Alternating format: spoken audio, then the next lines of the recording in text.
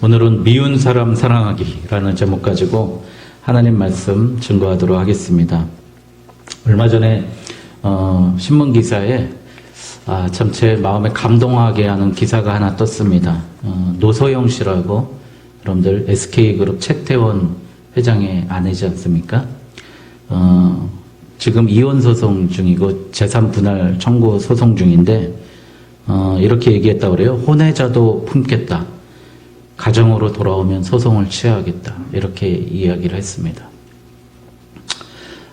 저는 이걸 보면서 어떻게 미운 사람을 사랑할 수 있는가라고 한번 생각을 해봤어요. 근데 이분이 권사님이시잖아요. 그래서 기독교 채널에도 몇 번 나오시고 그랬는데 정말 예수 그리스도를 자기 몸으로 열심히 믿고 이렇게 있는 분으로 저는 기억하고 있습니다. 여러분, 이분의 아버지가 누구시죠? 노태우 전 대통령 아닙니까? 여러분, 노태우 전 대통령 이렇게 우리에게는 사실 되게 안 좋은 이미지로 있고 그렇습니다. 그런데 그 좋은 딸을 뒀어요. 용서하고 받아들이기로 했다는, 혼외자도 받아들이겠다고 할 정도로 이렇게 했죠. 물론 반대급부로 음해하는 글도 많이 있지만 이렇게 이야기한 것에 대해서 그렇습니다. 그런데 그 누나가 있으면 그 남동생이 또 하나 있어요. 노재헌 씨라고 있어요. 그 아들이 작년 8월에 5.18 광주 무역에 가가지고 사죄하고요. 광주 희생자 미망인회가 있는데 거기서 무릎 꿇고 사죄를 했습니다. 여러분, 그 아버지는 그렇게 큰 범죄를 했지만 그 자녀 둘은 역사를 알고 인생을 알고 사람이 어떻게 살아야 되는가를 아는 그런 모습을 제가 보면서 참 그래도 자녀 교육은 잘 시켰구나, 그런 생각을 갖게 했습니다. 우리가 한 사람의 마음을 움직일 수 있는 것, 한 사람의 마음을 감동시킬 수 있는 가장 좋은 것은 내가 가지고 있는 그것을 포기하는 겁니다. 내가 가지고 있는 그것을 내려놓는 것입니다. 여러분, 야곱은 베냐민을 내려놓지 못해가지고 결국 자식들이 모함받게 되고 다시 애굽에서, 이집트에서 가나안으로 돌아오게 됩니다. 그래서 달라고 애원해도 오지 못합니다. 내가 죽는 한이 있더라도, 내가 죽어서 지옥 가는 한이 있더라도 베냐민은 보내지 못하겠다라고 이야기를 합니다. 그런데 그것을 극복시킨 사람이 누구였습니까? 바로 유다였습니다. 유다는 내 자녀를 담보할 테니 44장 33절에 이제 주의 종으로 그 아이를 대신하여 머물러 있어 내 주의 종이 되게 하시고, 이제 베냐민만 풀어주십시오. 내가 대신 베냐민의 종이 되겠습니다. 애굽에서 종살이 하겠습니다. 그렇게 이야기하면서, 그리고 그 전에도 내 자녀를 담보할 테니까 베냐민 같이 데리고 애굽에 가겠습니다. 요셉 이집트의 총리가 나를 보고, 이 베냐민을 보고자 합니다. 베냐민 안 보면 우리에게 양식도 줄 수 없습니다. 내 자녀, 내 자식 담보할 테니까 베냐민 놓아주십시오. 아버지께 설득할 때 내가 그렇게 어떻게 해요? 내가 자녀를 잃으리면 잃으리로다. 포기하게 됩니다. 여러분, 사람의 마음을 감동시키는 방법, 가장 중요한 게 자기가 가진 것을 내려놓는 겁니다. 오늘 우리가 미운 사람, 요셉에게는 누가 가장 미운 사람이었겠습니까? 자기 역사상, 자기 인생에서 누가 가장 미웠겠습니까? 자기 형들 아니겠습니까? 형들 10명이 모함해가지고 나를 팔아먹어 버렸습니다. 형들 10명이 결국 나를 팔아먹고 말았어요. 여러분, 우리 삶 속에서 그렇게 미운 사람들 살면서 있지 않습니까? 용서되지 않는 사람들 있지 않습니까? 용서하고 싶지 않은 사람 분명히 있지 않습니까? 내 삶 속에서. 그런 요셉이었습니다. 그런데 그 요셉의 마음을 움직였던 것도 바로 유다였습니다. 유다가 제발 베냐민만 아버지께로 돌려보내주십시오. 베냐민에서 나온 잔이 아무리 은잔 잘못됐다 할지라도 베냐민 붙잡고 있지. 요셉은 내 친동생, 내 혈육동생, 내 어머니가 낳은 동생 데리고 형들은 돌려보내고 베냐민만 데리고 살고 싶어 했지만 반대로 그러지 않고 유다의 그 용서를 보고서 베냐민은 또 가지고 데리고 다시 돌려보냅니다. 여러분, 우리 요셉이 그 유다의 회개를 보면서 통곡을 합니다. 사람들이 아무도 없는 곳에 다 물러가라고 방으로 들어가서 통곡을 하는데 2절에 보니까 요셉이 큰 소리로 우니 애굽 사람들에게 들리며 바로의 궁중에 들리더라. 여러분 우리 사람들 앞에서 많이 울지 말고요. 이렇게 하나님 앞에서 울었으면 좋겠습니다. 하나님 앞에서 울면 사람들 앞에서 안 울고요. 사람들 앞에서 울면 하나님 앞에서 울 수가 없어요. 여러분, 하나님 앞에서 울어야 사람들 앞에서 웃을 수 있습니다. 사람들 없는 곳에서 이렇게 요셉이 자기의 눈물을 하나님 앞에 뿌립니다. 내 형 유다가 자기까지 버리면서 어떻게 해요? 베냐민을 사랑하는 그 모습 보면서 어떻게 사람이 저렇게 22년 만에 180도 바뀔 수가 있는가, 그렇게 생각하게 됩니다. 여러분, 우리의 삶은 어떻습니까? 우리 고난 중에 과연 우리는 어떤 생각을 많이 하죠? 우리 엘빈 토플러라는 사람이요, 미래학자잖아요. 제3의 물결, 이런 많은 책을 썼는데요. 그 사람이 한 말 중에 고통 총량의 법칙이라고 있다고 합니다. 여러분, 사람이 받을 고통은 정해져 있다는 거예요. 그러니까 누구도 벗어나지 못한다는 거예요. 이 세상을 살면서 그 고통은 벗어나지 못한다는 거예요.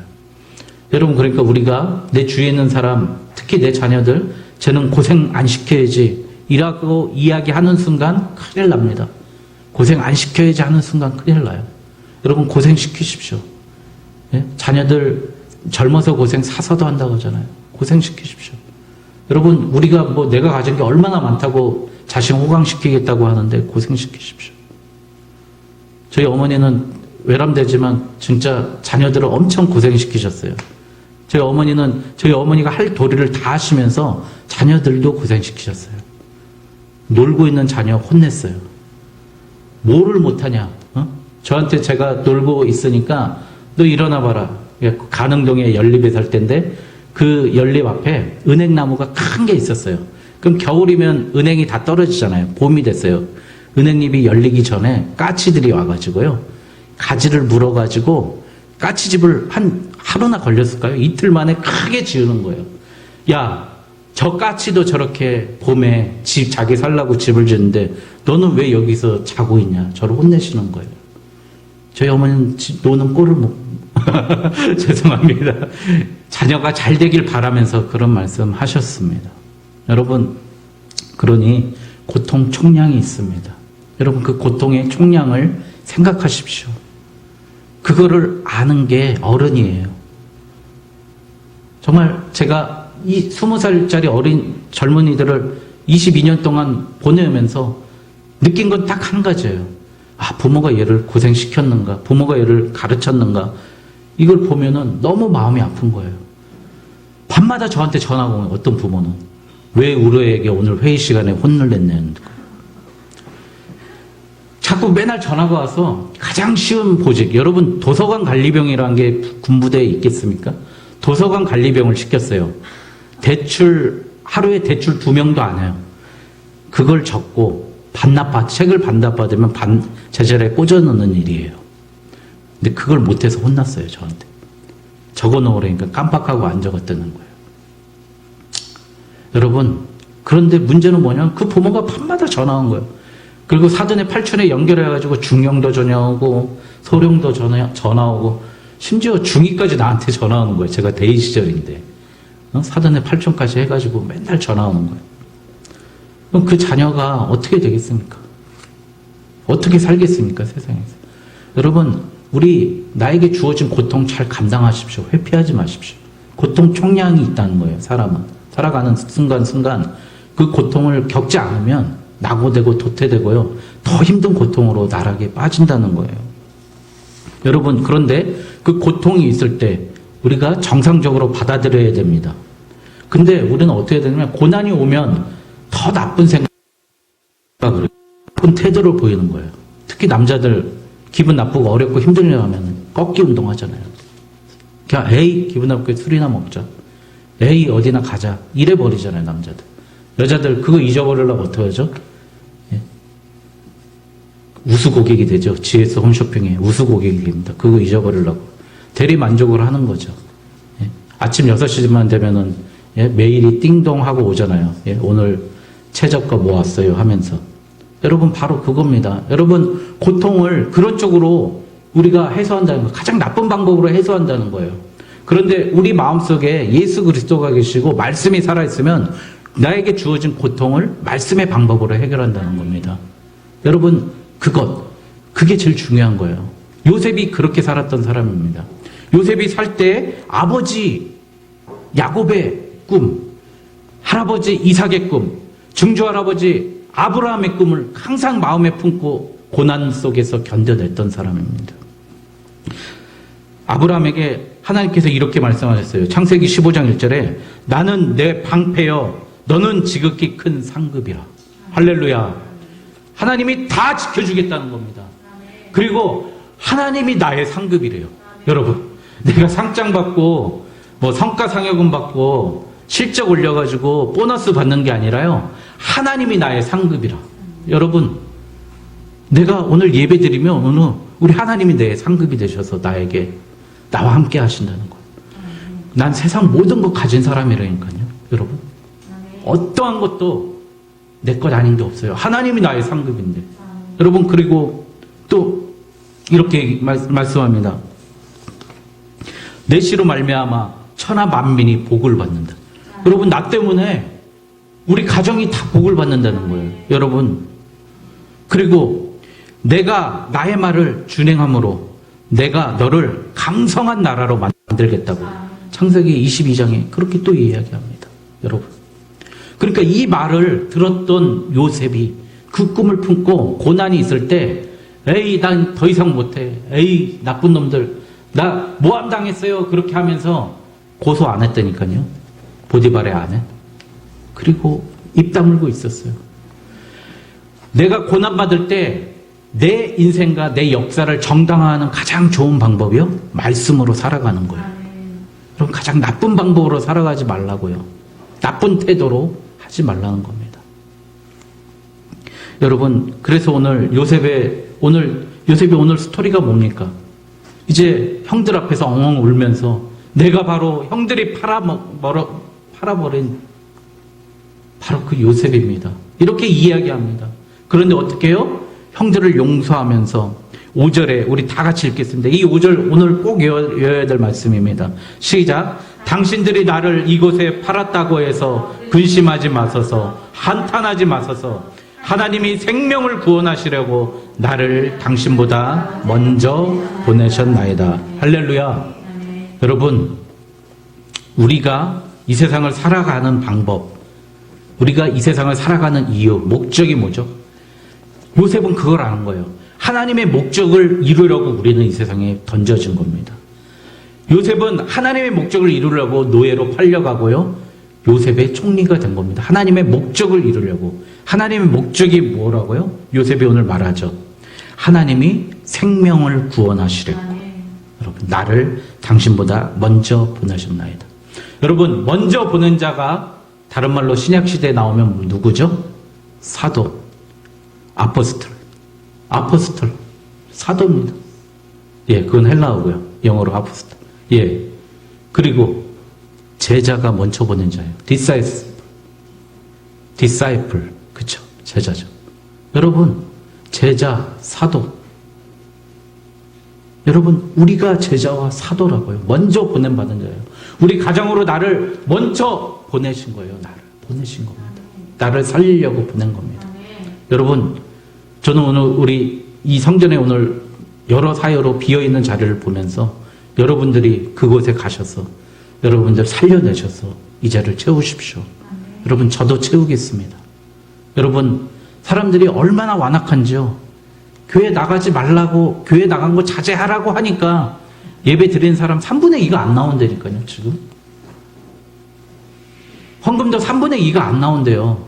저 아는 목사님 대형교회인데 2,000명 모이는데, 여러분, 이게 무슨, 정말 이게 말이 됩니까?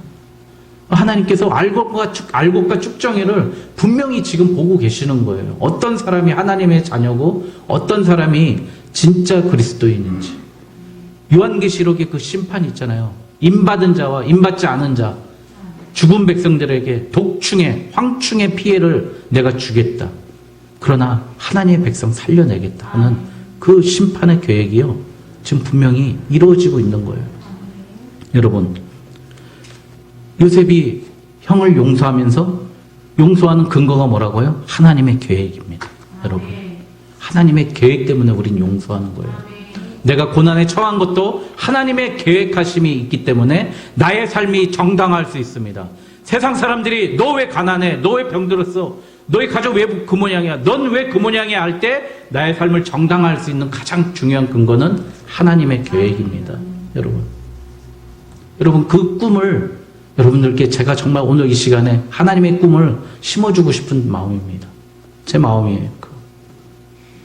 여러분, 그래서 오늘 요셉의 자세 세 가지를 보면서 하나님의 말씀 나누겠습니다. 첫 번째, 제가 말씀드렸듯이 우리는 생명을 살리는, 사람을 살리라는 사명을 가지고 이 땅에 온 겁니다. 우리가 온 것은. 여러분, 심판하지 말고 정죄하지 말고 구원하라는 겁니다. 요셉과 같이. 여러분, 요즘에 부부의 세계 있잖아요. 이제 끝났나요? 마지막 끝났나요? 다 망했죠? 예? 다 망했을 것 같아요. 저 안 봤는데, 부부의 세계. 김희애도 왠지 망했을 것 같고, 그 남자하고 그 요상하게 생긴 피트니스 강사도 망했을 것 같고, 다 망했을 것 같아.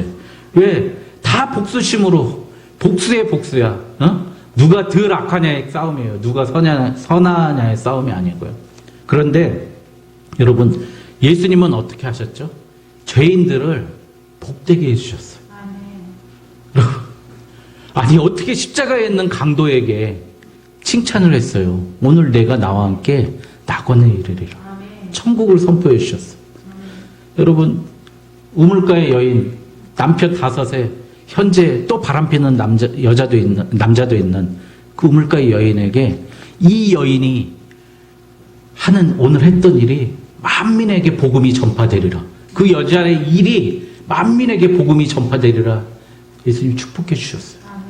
여러분, 죄인들을 예수님은 칭찬해 주셨어요. 부부의 세계는 죄인들을 망하게 하는데요. 세상은 죄인들은 심판받아야 하고 죽어야 될 사람인데요. 예수님은 어떻게 해요? 죄인들이 복되게, 죄인들을 가장 높이시는 분이시라는 겁니다. 여러분, 그러니까 우리는 하나님이 높이신다는 이유를 알겠습니까? 우리는 죄인이기 때문에 하나님이 높이시는 거예요. 다른 이유 아무것도 없습니다. 여러분, 그래서 우리 교회도요, 죄인들이 와서 보람을 느낄 수 있는 교회, 나라는 존재가 인정받고 존중받는다는 느낌을 받을 수 있는 그런 교회가 되어야 될 줄 믿습니다. 여러분, 두 번째, 내가 승리해야 남도 구원할 수 있습니다. 여러분, 내 경험이 상당히 중요합니다. 여러분, 그래서 여러분 말씀 많이 읽고요, 교회에서 봉사하는 거 열심히 봉사하셔야 됩니다. 헌신하는 거 열심히 하셔야 됩니다. 모세는요, 광야에서 40년 훈련 받았잖아요. 출애굽을 해가지고 데리고 와가지고 모세가 간 곳은 어디죠? 광야까지만 갔습니다. 가나안은 못 들어갔어요. 여러분, 그 진리를 아십시오. 내가 본 것만큼, 내가 생각하는 것만큼, 내가 계획한 것만큼 하나님 쓰시는 거예요. 여러분, 그걸 다른 말로 하면요, 믿음이라고 그럽니다. 믿음. 여러분, 하나님의 계획을 내가 굳건히 믿고 한계를 정하지 않고 끝까지 보는 겁니다. 반대로 여호수아와 갈렙은 어디까지 갔습니까? 가나안 땅까지 갔지 않습니까? 왜 갔죠? 모세가 12 정탐꾼을 세워가지고 그들에게 가나안을 정탐하라고 했어요. 40일 동안 보고 왔어요. 그 40일 동안 보고 온 여호수아와 갈렙은 그 땅을 차지합니다. 그 땅은 나의 것입니다. 10명은 우리는 다 죽게 됐습니다 라고 하는데 그 2명은 나의 것입니다 비전을 품어서 그들은 가나안을 차지했습니다. 여러분, 우리의 믿음의 크기를, 여러분 지금 현실을 보지 마시고요, 하나님이 계획하신 믿음의 크기를 생각하십시오. 그리고 그 길을 보십시오. 여러분, 하나님의 그 승리가 있어야, 내가 그 하나님의 말씀으로 승리해야 남도 구원할 수 있습니다. 여러분, 우리가 승리한 만큼 구원할 수 있다니까요. 여러분, 그러니까 우리 승리의 사람이 되어야 됩니다. 다른 말로 하면 성공하는 사람 되어야 돼요. 여러분, 예? 여러분, PPT 다음 넘겨줄래요? 예, 이거 보세요. 이거 무슨 이야기입니까? 여우와 심포도 이야기입니다, 여러분. 이솝우화에 나온 여우가 이제 나무가지 위에 포도가 달려 있어요. 근데 아무리 점프를 뛰고 막 해도 계속 뛰어도 안 되는 거예요. 그래서 여우가 아마 저 포도는 엄청나게 실 거야. 그리고 돌아갔다는 이야기입니다. 여러분, 내가 못 이룰 꿈에 대해서는 아유, 그거 별거 없어 라고 생각하면 안 돼요. 여러분, 남들은 이뤘는데 내가 못 이룬 꿈에 대해서 여러분, 그렇게 생각하면 너무 이중적인 생각 아닙니까? 마음속에는 우리 부자로도 살고 싶고, 또 남을 베풀면서도 살고 싶고, 또 존중과 존경도 받고 싶잖아요. 사실 인간적으로. 그런데 우리가 왜 그 꿈을, 아유, 그런 것들은 그런 성공지향적인 사람 되면 안 돼. 그러면 안 되죠. 성공지향적인 사람이 되면 안 되는데, 우리는 하나님을 통한 승리를 맛본 사람이 돼야 되는 거예요. 그래야 내가 승리해야 남도 살려내죠. 내가 힘이 있어야 되잖아요. 여러분, 그래서 여기 앞에 서는 사람들, 특히 목회자들, 인도자들, 뭐 이런 사람들, 부정적인 얘기 하면 안 돼요. 여러분. 아셨죠? 그럼 기도도 긍정적인 기도하십시오. 여러분, 죽을 죄인, 그리고, 요즘에 너무 힘드시죠, 여러분? 저도 힘듭니다. 이런 얘기하면 안 돼요. 근데 전에 맨날 참조은교회 있을 때 오후에 차량 인도하라면 막 시작하기도 전에 막 울어요. 그러면, 그러지 말라고 제가 얘기했는데, 뭘 울어. 하나님 앞에 얼마나 기뻐해야지. 인도하는 사람 기쁘고 즐거워야 돼요. 승리의 감격으로 나가야 됩니다, 여러분.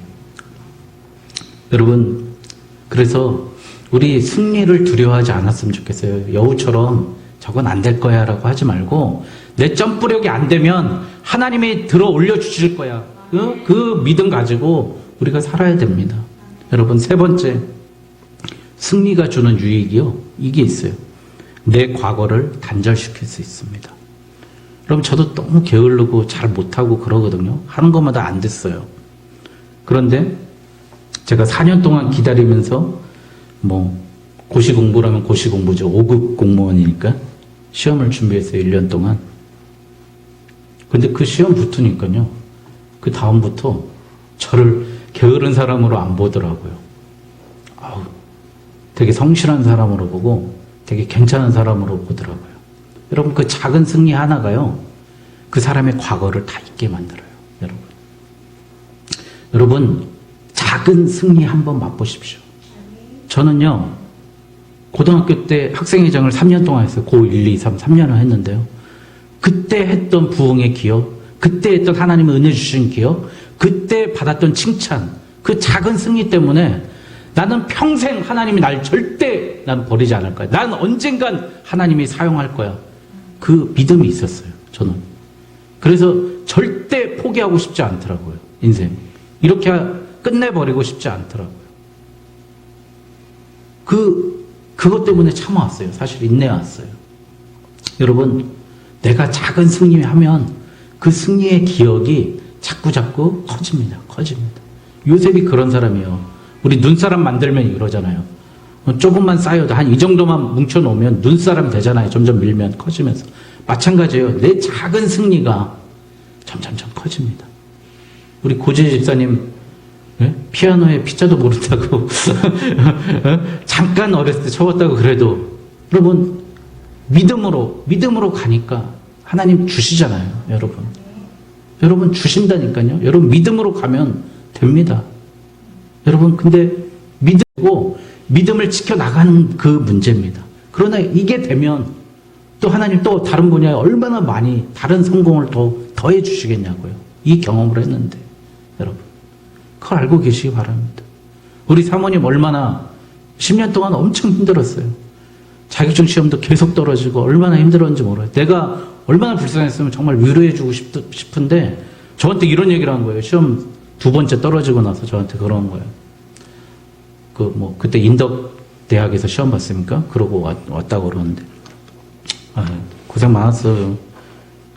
제가 채점도 해주는데 한 2문제 차이로 떨어졌더라고요, 아깝게. 고생해서 그런지 저한테 그러는 거예요. 하나님, 내가 이렇게 시험 볼 수 있는 기회 주신 거에 감사한다고 딱 그러더라고요. 여러분, 그 하나님의 계획이 나의 삶을 정당화하는 방법이에요. 여러분, 우리 인생에 있어서 작은 성공이 있으면 과거를 단절시키고요. 실패했던 그 역사가 거기서부터 끝나는 줄 믿습니다. 바로 예수 그리스도의 승리로 내 삶이 180도 반전되는 역사가 있을 줄 믿습니다. 우리가 미운 사람을 용서할 수 없습니다. 사실은. 오늘 제목이 미운 사람 용서하기, 사랑하기지 않습니까? 그러나 내가 미운 사람보다 그 사람에 비교할 수 있는 엄청난 복을 받으면요, 여러분, 용서할 수 있습니다. 여러분, 하나님의 그 복 받은 사람이 되십시오.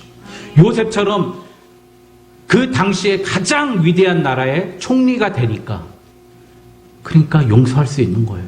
여러분, 하나님의 복을 구하십시오. 하나님의 복을 날마다 구하는 사람 되십시오. 여러분, 오늘 너무 좋아요. 제가 오늘 얼마 안 오셨으니까. 제가 새벽 예배에 오시는 분들, 제가 우리 권사님 아시잖아요. 제가 일주일에 한 번은 꼭 축복 기도를 해드려요. 설교 마치고. 예? 여러분, 그분 너무 기도해주고 싶은 거예요. 여러분, 그래서 제가 새벽 제단에서 우리 성도님들 위해서 정말 기도하고 있습니다. 여러분, 제가 설교할 때 나누는 이 복, 여러분, 그렇게 생각하지 마십시오. 제사장이 백성들을 위해서 기도할 때 하나님께서 함께 하시고요. 그 복을 내리셨다니까요. 여러분, 하나님께서 나를 통해서, 부족한 이 목회자를 통해서 여러분들께 복을 부어주신다니까요. 말씀으로, 기도로, 또 여러분들, 또 노심초사 생각함으로 여러분 복을 내립니다. 하나님께서 주신대요. 하나님의 복을 받기 위해서 받아야 됩니다. 그런데 제가 그렇게 할 수 있는 이유는 뭐라고요? 제가 하나님께 너무 많은 복을 받았기 때문입니다. 제가 한 것보다 하나님께서 주신 복 헤아릴 수가 없는 겁니다. 저 고등학교 때 친구들, 대학교 때 친구들 보면 놀래요. 네가 어떻게 그렇게 됐어? 그런 거예요. 우리 외삼촌은 그때 제사라고 그때 어머니 모시고 제가 한번 갔어요. 그랬더니, 야, 네가 대학을 나왔어? 네가 군대를 갔어? 그리고 장교를 갔어? 하나도 모르고 계신 거예요, 외삼촌이. 야, 네가 어떻게 그렇게 됐냐? 니네 집 가난하고 근데요, 하나님이 이끌어 주시면 되는 겁니다. 하나님만 하시면 됩니다, 여러분. 여러분, 오늘 우리 교회는요, 그래서 하나님의 사랑, 십자가의 사랑, 이게 절실하게 필요합니다. 우리 마음속에. 그래야 미운 사람도 사랑하고요. 그 사람 품을 수가 있습니다. 세상에 그 사람들이 이제 라이벌이 아니고요. 미움 대상이 아니라 그들을 구원할 수 있는 하나님이 우리를 구원의 도구로 사용하기 위해서입니다. 여러분, 우리 개척교회입니다.